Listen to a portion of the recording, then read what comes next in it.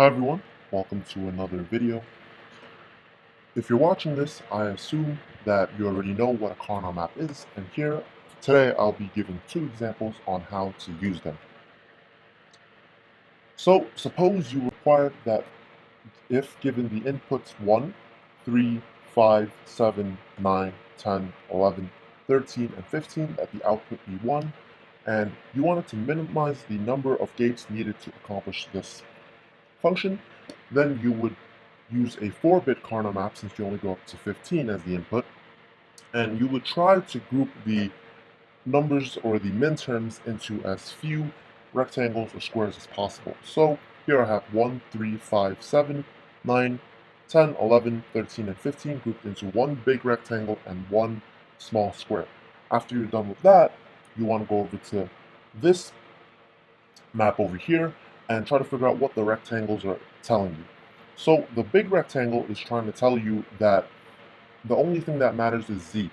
Anything that has z automatically should give you a 1, and none of the other terms actually matter. So w, x, y, and their inverts.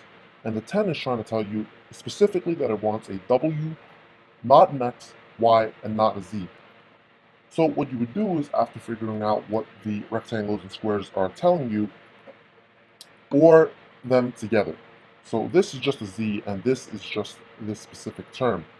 So what I've done down here is I have w, not x, y, and not z going to one AND gate, and then the output going to this OR gate, and z here is going to this OR gate.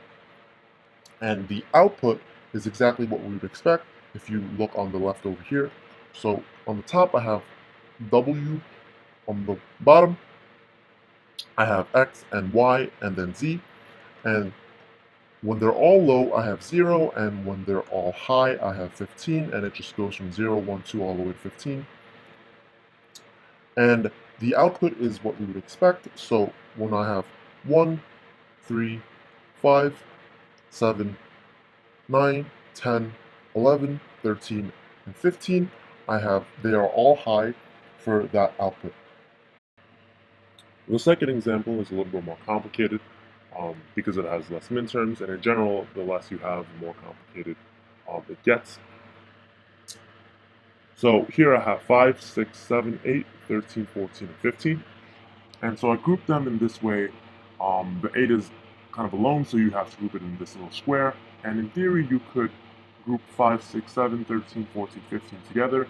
And that will tell you that you want all of x that has either a z or a y. So you could, in theory, or the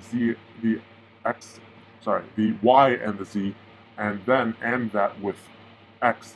But that would probably result in too many gates, or not the minimum number of gates, and it'd be a little bit more complex. So I decided to group it in these two ways. So the bigger square tells you that you want x and z, and the small square tells you that you want x where there's no z and there is a y.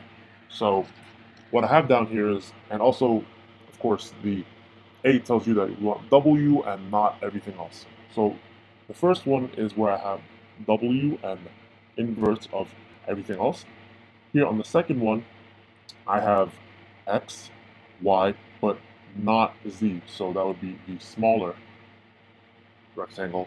The big square, I have x and z, so that's what I mentioned here, x and z. And if you look at the output here, I have the same thing, 0 to 15, and you can ignore the little spikes here. It's just due to finite propagation delay between the gates and stuff like that. But basically, you start at 0, so you have 0, 1, 2, 3, 4, and at 5 we do have something, as you can see from the top over here, and of course for 6, 7, and 8 as well, and not for 9, nothing for 10, nothing for 11, nothing for 12, and 13, 14, and 15. So that is all for the two examples. Thank you for watching, and please let me know what other tutorials you all would like to see.